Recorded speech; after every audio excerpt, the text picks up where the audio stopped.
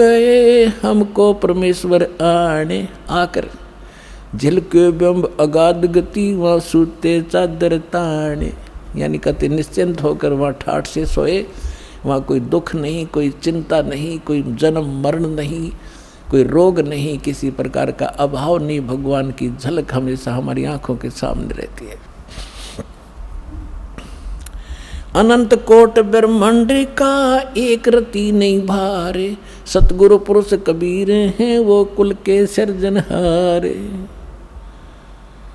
अब क्या बताते हैं, गैबी ख्याल विशाल सतगुरु अतल दिगंबर थीर हैं, भक्ति हेत काया धर आए अवगत सत कबीर हैं। हरदम खोज हनोज हाजिर त्रिवेणी के तीर हैं, दास गरीब तबीब सतगुरु बंदी छोड़ कबीर हैं। हम सुल्तानी नानक तारे दादू को उपदेश दिया, जात दुलाहा भेद न पाया वो काशी माहे कबीर हुआ। सब पदवी के मूल हैं ये सकल सिद्धि हैं तीरे, दास गरीब सतपुरुष बजो वो अवगत कला कबीर। जिंदा जोगी जगत गुरु ये मालिक मुर्शिद पीर, दहु दीन झगड़ा मंडा पाया नहीं शरीर। एक मलुकदास नाम के महापुरुष हुए हैं, बहुत बड़े किसान थे, अरोड़ा जाति से थे। परमात्मा उनको मिले, थोड़ी सी झलक सुनाते हैं, क्योंकि वेदों ने बताया कि वो परमात्मा अच्छी आत्माओं को मिलते हैं जो दृढ़ भक्त होते हैं। मलुकदास नाम के अच्छी आत्मा थे, किसान थे, खत्री अरोड़ा जाति से थे, लेकिन पुण्यात्मा तो पुण्यात्मा ही रहती है। तो परमात्मा क्या लीला किया करते हैं, पहले कहीं भी किसी एक क्षेत्र में आ जाते थे। जैसे दास बता रहा था, भगवान 3 प्रकार से हमारा धारण पोषण करता है। एक तो स्थिर वहाँ शरीर में रहते हैं, तेजों में शरीर में सतलोक में। दूसरा वो शिशु रूप धारण करके प्रत्येक युग में एक ही लीला करते हैं ऐसी। और फिर अन्य जो शरीर धारण करके किसी साधु संत के रूप में कहीं पर भी किसी के वहाँ प्रकट हो जाते हैं। और पहले तो ऐसा कम्युनिकेशन था नहीं आपस में, 150 किलोमीटर दूर कोई बैठा रहे, 1 महीने में पता ना लग गया उसका वहाँ कौन रहा करता। ऐसे उस समय परमात्मा कहीं भी प्रकट हो जाते थे और वहाँ रहते थे 1-2 वर्ष, 4 वर्ष, 10 वर्ष, और अपना नाम गाम बताते नहीं थे। हम भी सुना करते थे कि एक साधु आया था, उसने नाम गाम नहीं बताया, पड़ा पहुँचा हुआ था और उसकी महिमा गाई जाती थी, परंतु ये नहीं पता होता था वो कौन थे, कहाँ से आए थे, कि वो बताया नहीं करते थे। तो ऐसे परमात्मा एक स्थान पर रह रहे थे, आश्रम बनाकर छोटा सा, और वहाँ से फिर उनके भक्त गांव नगर में हो जाते थे। एक गांव में 4-5 घर थे, 5-6। तो भगवान वहाँ जाते थे, गांव गांव में, नगर नगर में अपना अमृतवाणी सुनाया करते थे, बोल बोल के जैसी लीला भगवान किया करते। तो मलुकदास के गांव में 4-5-6 भक्त परिवार थे। तो गुरुजी वहाँ गए सत्संग करने के लिए, तो सभी ने प्रार्थना की आज हमारे घर करना, कल हमारे घर करना, हमारे घर चरण रखना। अब गुरुजी जाते हैं तो उत्तम भोजन बनाया जाता है। तो पहले दिन एक घर में सत्संग किया, बढ़िया खीर खांड का भोजन, हलवा बनाया गया। अगले दिन दूसरे के घर में, अगले दिन तीसरे के घर में। तो आसपास के लोग इस ज्ञान से परिचित ना होकर विरोधी हो जाते हैं, और जगत और भगत के विचारों का मतभेद होने से एक दूसरे के विरोधी ये स्वाभाविक हुआ करते हैं। क्योंकि जो क्रियाएं भक्तों की होती है वो जगत की नहीं होती, और जगत को वो अच्छी नहीं लगती, और भक्तों के लिए वही फाइनल होती है, उसी से उनका कल्याण होता है। जिस कारण से वो गांव का चौधरी था, 800-900 बीघे जमीन थी उस मुल्कदास के। तो उस मुल्कदास जी के पास जाकर, पहले तो मुल्क चौधरी मुल्क सिंह था, वो मुल्कदास क्यों कहा था, मुल्कदास तो पाछा बनाया भगवान ने उसको। अब चौधरी मुल्क सिंह अरोड़ा जी के पास गांव के कुछ व्यक्ति गए, जी ऐसे ऐसे गांव में ठग आ गया है और लूट रहा है, बढ़िया माल खावे है, खीर खांड के भोजन खाता है, और ये अपना बिगाड़ रहा सारे हिसाब किताब को। और ब्रह्मा विष्णु महेश के बारे में वो उठ पटांग बोलता है। अरोड़ा जी भी कृष्ण जी के पुजारी थे, मुल्कदास जी। तो मुल्कदास ने कहा, सोचा बुद्धिमान व्यक्ति होते हैं वो अपने सत्र से काम करते हैं, भगवान से डरने वाले होते हैं। उन्होंने सोचा भाई ठीक है, मैं देखो पहले वेरीफाई करूँगा फिर कोई एक्शन लेंगे। अब कुदरती वो सुबह घूमने के लिए जा रहा था, जिस रास्ते से वो जाया करते थे उसके साथ में किसी भगत का मकान था, उसमें भी उस दिन हलवा बन रहा था, हलवे की महक जाया करे दूर तक। तो उसने देखा रहा क्या हो रहा भाई, मुल्कदास जी ने, मुल्क सिंह ने देखा, वो झाँक कर क्या कर रहे हो तुम, आज किस खुशी में हलवा बना रहे हो।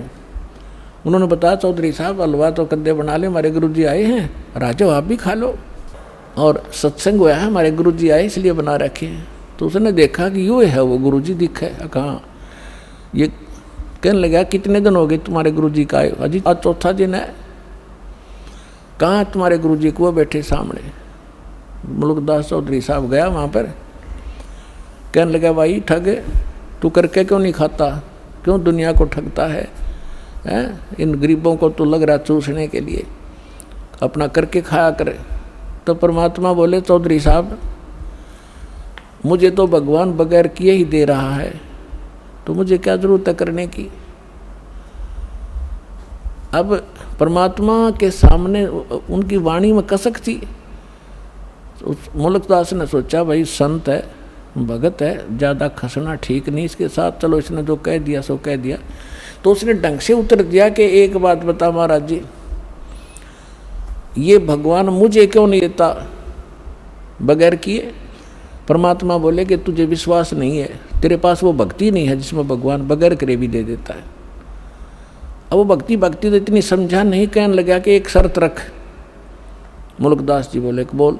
कबीर साहब बोले क्या, कि आज मैं कुछ नहीं खा के आया हूँ, घर से निकला हूँ, और शाम तक यदि तेरे भगवान ने मुझे भोजन नहीं दिया, बिना करे भोजन दे दिया मेरे बिना किए ही मैं ऐसी जगह जाऊँगा, तो मैं तेरा शेष हो जाऊँगा, भोजन दे दिया था, और नहीं भोजन दिया मुझे तो तुझे अपने खेतों में मजदूर लगाऊंगा, मंजूर है। परमात्मा बोले मंजूर है।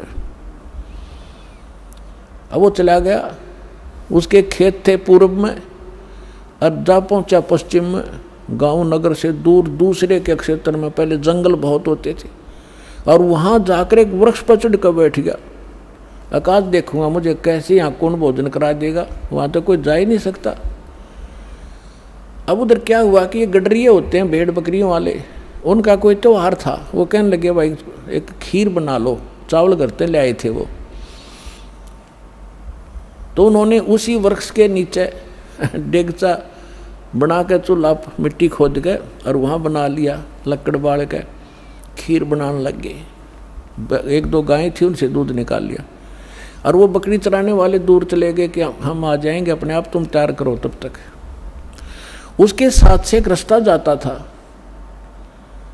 और उस रास्ते से काफ़ी दूर कुछ घोड़ों की टाप सुनाई दी और धूल उठती नजर आई उन खीर बनाने वालों ने।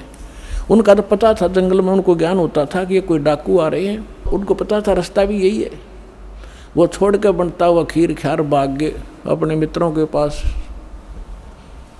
अब जो ही वो डाकू वहाँ आकर रुके, उन्होंने देखा भाई ये क्या हो रहा है इसमें, सारे नीचे उतर गए। तो उनमें से एक डाकू ने जाकर देखा कि उसका ढक्कन उठा कर देखा कि इसमें खीर बन रही है। उन्हें भूख लग रही थी डाकुओं ने, कहने लगे भाई पहले खीर खावांगे, रुक जाओ। उनमें से एक समझदार सा था, वो कहने लगा कदे हमारे साथ धोखा हो जाए भाई, कोई इसमें विष डाल गया हो, पहले टेस्ट करना चाहिए, चेक करो फिर खाएंगे। तो चेक करने के लिए कोई पशु पक्षी देखने लग गए भी इसमें से कुछ उसको खिलाते हैं। तो उन्होंने कहा रे बनाने वाले कहाँ चले गए, यहीं छुप रहे होंगे, तो देखो उनको, उन्हीं को खिलाएंगे। पहले इधर उधर देखा कोई नहीं पाया, फिर ऊपर ने देखा तो मुल्कदास बैठे ऊपर, चौधरी साहब। उन्होंने सोचा कि यही है, ऊपर छुप गया डरता। उन्होंने कहा डाकुओं ने कि आजा भाई नीचे आजा। अब उसने सोचा, जब तक उसने नो ध्यान नहीं था कि ये कौन है, वो तो क्यों आँख नीचे बैठा था, अगेन जानते न कोई देख ना ले मुझे। तो उसने कहा कि ना आऊँ मैं नीचे, मैं नीचे नहीं आऊँ आज। तो उन्होंने देखा कि मारो इसको गोली, हरामजादा क्यों नहीं आता। तो उन्हें देखा है तो भाई गोली बंदूक भी ले रहे हैं। तो बोला मारियो ना, मैं नीचे आ जाता हूँ। वो नीचे आ गया। एक पात्र में खीर निकाल कर करके ठंडी और कहा इसको खा। वो नो कहा मैं खीर कती नहीं खाऊं, क्योंकि प्रतिज्ञा कर कह रहा चेला बनना पड़ा चौधरी साहब ने। और उनका पक्की जचगी किसी ने कुछ ना कुछ मिला रखा है निकम्मे ने, पक्का चोर है। वो खीर तो नाट्य वो धक्कत खाऊं, उसका दो मारे जूत लात मारी अखा बैठ के। वो इतनी थोड़ी डाल रखी थी और डाली को और खा, जल्दी पता लग गया कि नहीं खाओगा तो जल्दी पता लगेगा इसका। 1 घंटे वहाँ बैठाए रखा, फिर उसने सारी कहानी बता दीजिए। मैं इसलिए नाटू था, मारो मत मरे, हमारी एक संत के साथ प्रतिज्ञा थी, आज वो सफल हुए, मैं हार गया। तो उन्होंने बोले बात जा तू जाते। अब उसका एक मारा जो उतर भाग लिया सीधा।